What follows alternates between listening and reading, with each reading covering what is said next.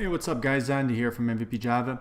Today I'm going to show you a tutorial on Spring Boot integration testing, specifically how to slice and dice your application into isolated segments, right, that we can perform integration tests on. We can call those segments or layers or slices, right?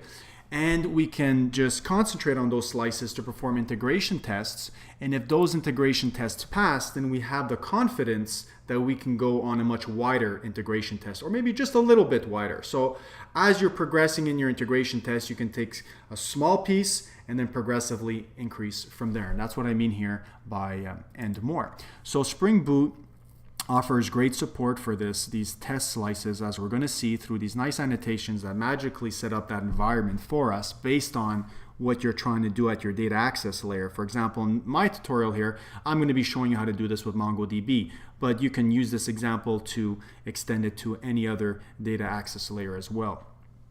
I'm also going to show you how to selectively execute a group of integration tests, right? So what I mean is, let's say I wanted to execute these three tests over here that all have to do with the embedded MongoDB, and then just flip it and say, now I just want to execute this batch of integration tests. Now batch, I only have one here, but you know, a real MongoDB instance running locally on my computer with a Tomcat server. So I want to actually have that flexibility to execute different groups of integration tests based on a Spring profile that I will be specifying through a system property. That is very different than saying I want to execute all my integration tests based on a single system property.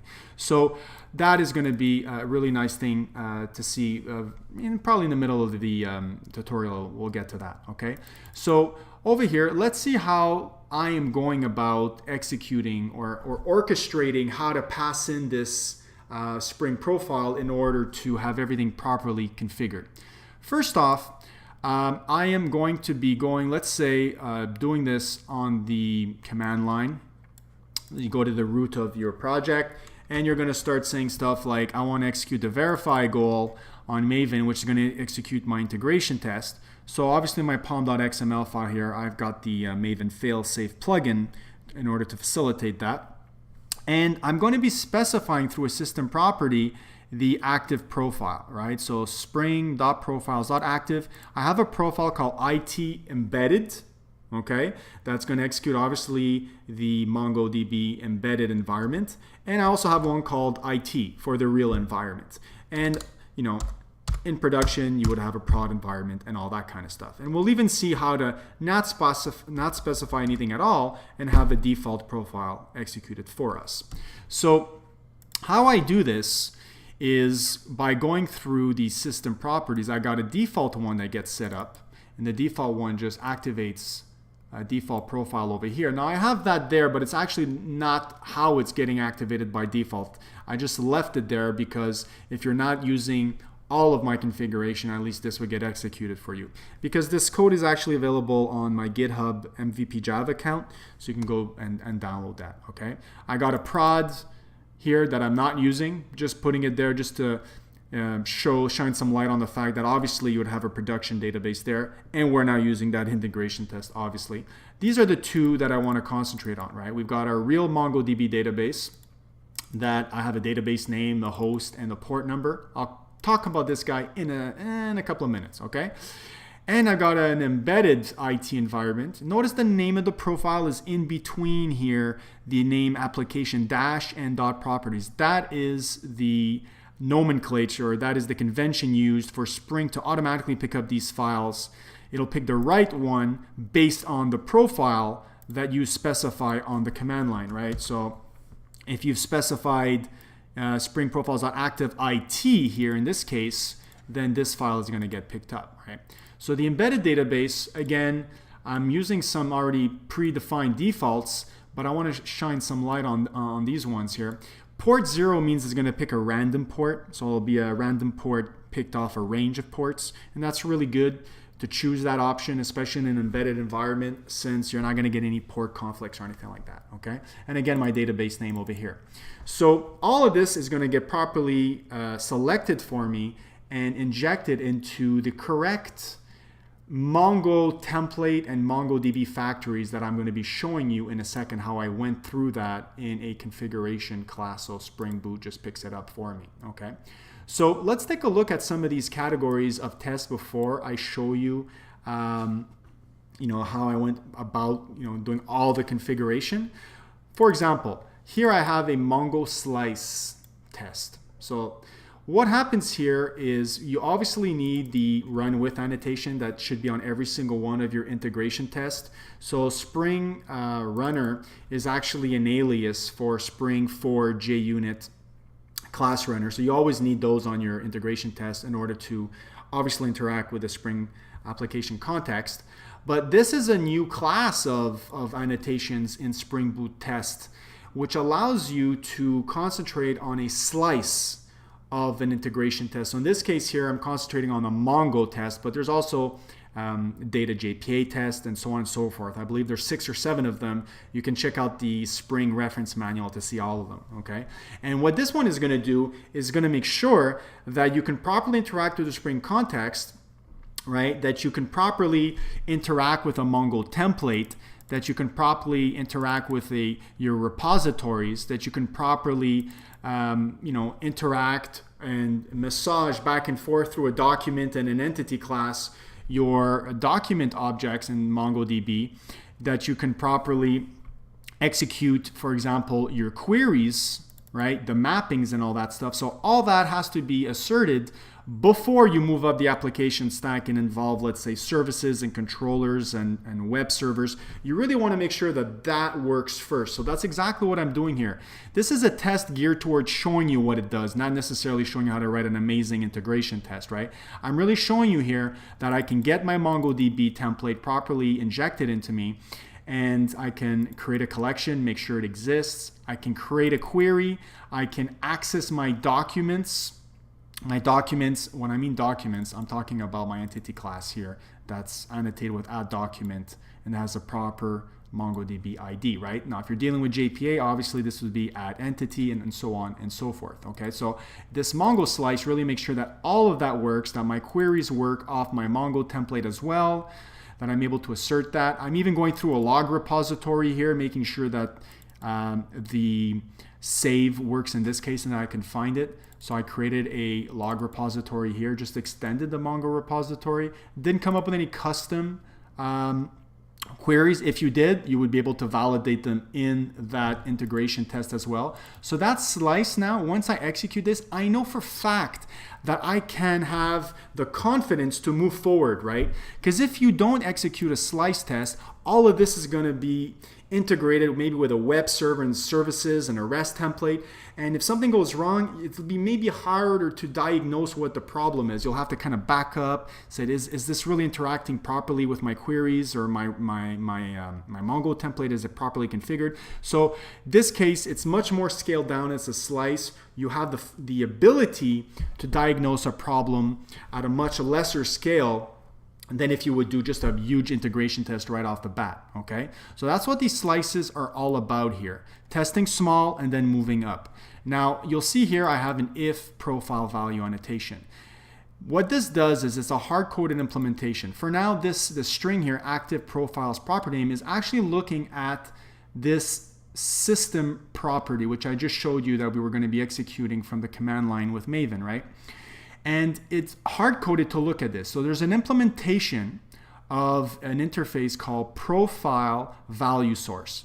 And that implementation is actually called system profile value source. It's geared towards looking at this key over here, okay?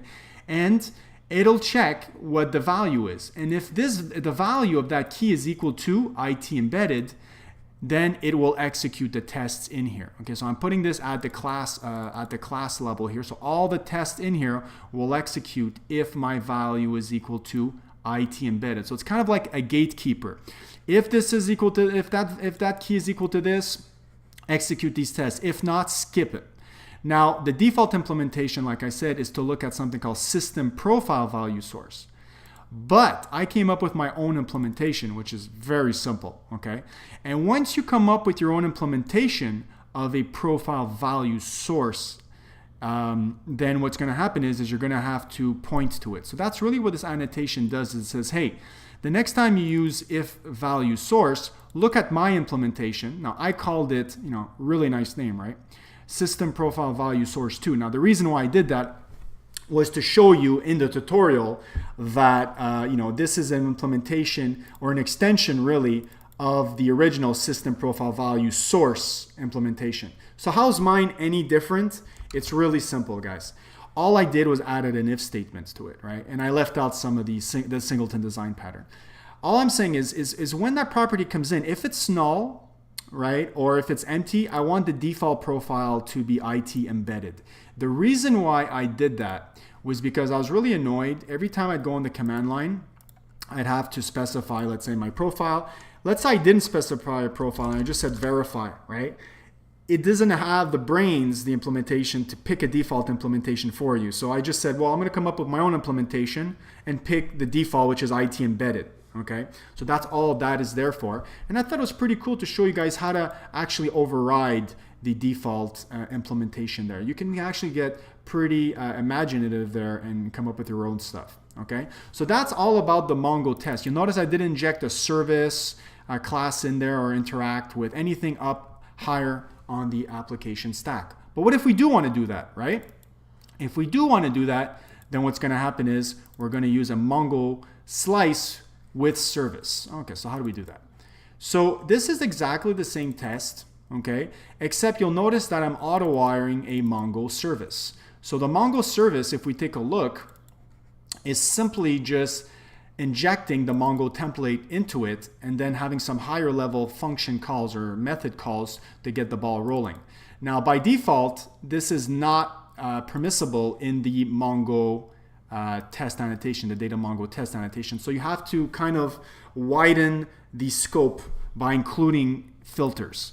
So the filter here, I'm saying include the filter service.class. So anything that's annotated with @service, you can now include in this slice test. So you've enlarged your slice, right? Kind of like saying I want 2 slices, please, right?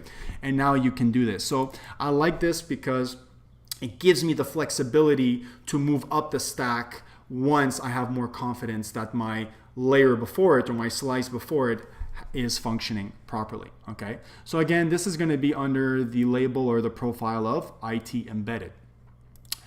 The next one here, I'm going up a little bit more. I want to get a actual web environment set up here. Now here's where it's going to differ a lot. Okay, you'll notice you don't see the Mongo slice annotation anymore, right? The data Mongo test annotation anymore. That one's gone, right? Because it doesn't facilitate going, too wide in terms of creating a web server for you or anything like that. So we're going to be using the Spring Boot test annotation, which is a really nice annotation. It's very similar to what you've been used to executing in the past with an @context configuration annotation, except it's more geared towards a Spring Boot environment, okay? And by doing so, it'll allow you to override some properties in the Spring Boot environment. It'll allow you to also to bootstrap a web environment, so an embedded Tomcat server, right? And in this case here, you'll notice that my web environment is using a random port, but I could also use a mocked servlet container, none if that's what I want, or a random port, right, or a defined port. Now in my case, I used a random port because I don't want any port conflicts, okay? But if you really want to, if you're hard set on the 8080, go for, or some other port, 8081, go for the fixed port. Now in this case, you'll notice that I'm using enable auto configuration. The reason why I'm doing that here is because once you use Spring Boot test, you've lost that, MongoDB auto configuration. It doesn't auto configure or magically configure a embedded MongoDB database for you because it doesn't know how to. It has nothing to do with that auto configuration. So I'm actually saying I want my cake and eat it too, right? So I want my MongoDB database embedded here, and I want my embedded web server as well. And by doing so, I also, right, by using Spring Boot test, get access to a test REST template, which is pretty awesome. So now I can actually go really wide on my integration test and have all of this. You can see here that I'm using my document log record class. I'm using my REST template to hit eventually my REST controller that's mapped at /log and get back my response and make sure that it has a primary key and all that kind of stuff. So I'm really going wide here. And if you take a look at my log controller, if it would come up, right? There you go. You'll notice that it's a REST controller here, and the REST controller accesses the service and so on and so forth. There's my mapping. So all of that is getting tested properly here in my integration, in my Mongo Tomcat integration test, simply by using the Spring Boot test over here. Now, one thing that I didn't cover, right, is you might have been asking yourself, how is this embedded database getting configured, right? In the pom.xml file, okay, what happens is, now I'm using the latest version of Spring Boot at this time, 1.52, and I also have the right starters here, right, starter dependencies for Mongo, for web, which gives me an embedded Tomcat server.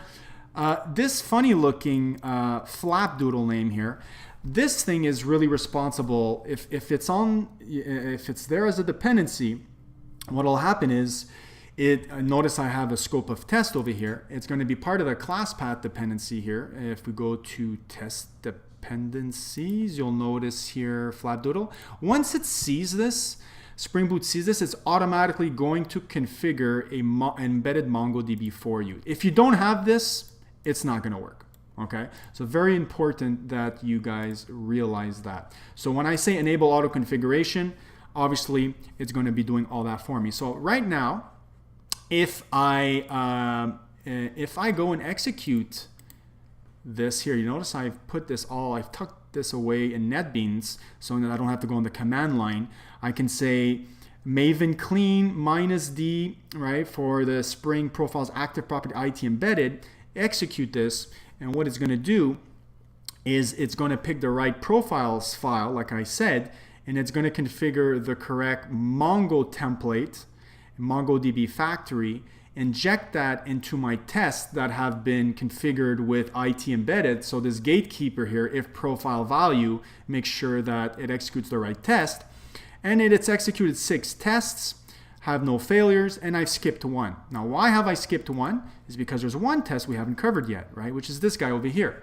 And this guy over here, right, the if profile value annotation is looking for IT, right? So I'll cover this guy in a second. So obviously this is the one that got skipped. Now, no matter if I have got one test here, but let's say I had like 10 tests in here, it would still count as just skipping one test, okay? The 5 that you see in the output here, 6 minus 1 is 5, is the 5 tests. I got 3 in here, 2 in here, and 1 in here, okay?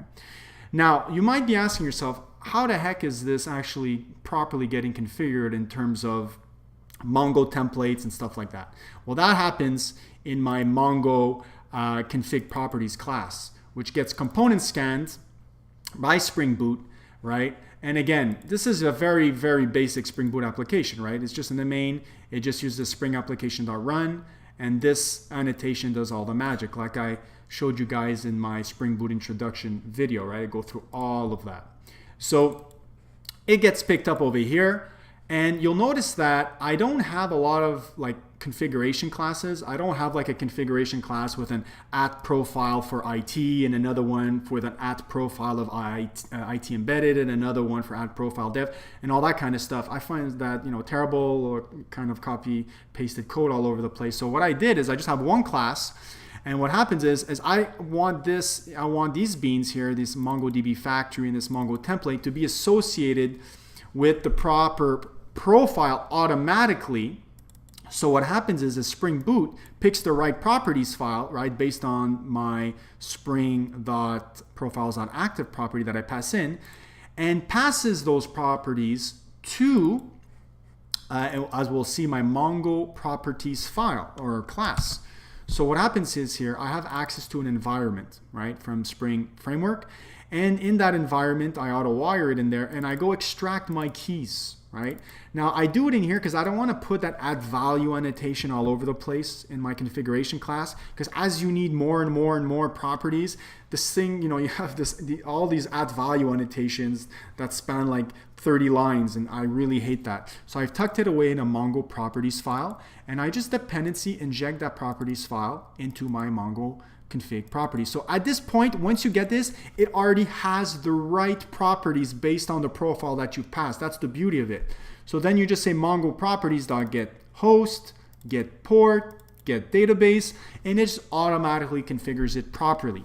The only thing you got to watch out for, which is really a pain and it actually caught me off guard, was the once you specify enable auto configuration, it really gets screwed up. So what I've done here is I've said, hey, all these beans get associated with the profile that you specified, but not for the IT embedded, right? Because the IT embedded is a special case, it uses a lot of the auto configuration magic to enable the embedded MongoDB, is if, you know, it has its internal defaults and stuff like that, but if you start using you know, this scheme with it, it gets all mixed up and it doesn't work. So let the enable auto configuration do its thing. Don't get in the way. Don't associate it with this profile, and this will work for, let's say, if your production environment, for your IT profile and whatnot. Okay, so that's how these guys get properly dependency injected in your tests.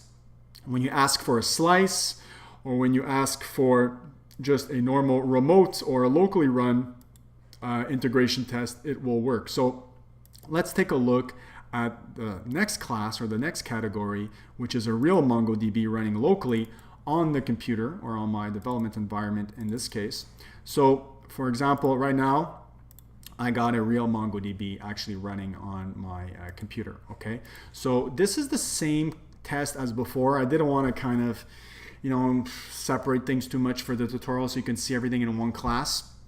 The only thing different here really is I didn't do any, you'll notice that there's annotation missing here. I don't have the enable auto configuration because I don't want that, right? I want a real MongoDB database running. And also, this is another class or another category of integration test that I want to execute, right? So I named it IT. Again, it's the same test, but right now it's integrating with different infrastructure. So in this case here, if you want to go on the terminal and do it this time and say, I want to execute, I thought I had it in memory. It's not there anymore? Okay. So if I say spring.profiles.active equals IT now, it should execute just that one integration test and not the other three. In fact, it should skip the other three because the if profile value annotation is kind of acting like that gatekeeper, like I said, and making sure that it's not executed. So out of 4, right, we've got 3 skipped. So that means the 1 got executed. Now again, this is a little bit confusing because you say, hey, I had more than just 4 tests in total. It's because these 3 get skipped, right? And this one only has 1 test in there. So it doesn't count all the tests individually in here. So it just skips 1 in general, 2 in general, 3 in general, and executes 1 test. So in this case here, I only have 1 @test annotation. If I had 2 tests in there, it would execute those 2 tests as well. So now I have a way to selectively go between that one and the IT embedded. Like I said, I would show you. So it goes back and forth and correctly executes that one based on. So right now I'm executing my slices, going up a little bit higher, including the service, including an embedded MongoDB. You can create different types of profiles based on what you want. I don't want to create too many and confuse everybody here, but you see here, it executed totally different this time. So this is really good using my embedded MongoDB, and you can check your Maven failsafe reports and see how, HTML reports and all that, and get all that feedback from those. So obviously in my pom.xml file, I also have, like I said, my failsafe plugin, which allows me to execute my integration test selectively from a Maven command line here. So if I wanted to go here now and not specify a profile, this is going to work now because of my system profile value 2 implementation that says, hey, if the key is empty or null, your default is going to be IT embedded, right? So right now, as it's executing, you'll see in the output a lot of the embedded Mongo over here. And again, we get the same result. So that with that implementation, you're able to select a default profile. Okay. Now you could also say, I don't want to. I just want to use test over here, and you execute a unit test. Forget about my integration tests here, and I just put a dummy unit test there just to execute it. All right, and like I said, it's a dummy unit test because this tutorial is not about unit tests. Okay, so just to show you that the failsafe plugin will allow you to kind of go back and forth there. So now we have a way to selectively, if we go back to our output here, selectively execute a group of integration tests. And we also saw how to execute slices of integration tests by using the data Mongo test, and then selectively going up by including our filters, and then actually getting introduced to Spring Boot tests to go wider and wider and wider. And there you have it, guys. That's how we go about slicing and dicing your Spring Boot applications for integration tests. Hope you enjoyed that, and until next time, I'll be getting the next one ready. Take care.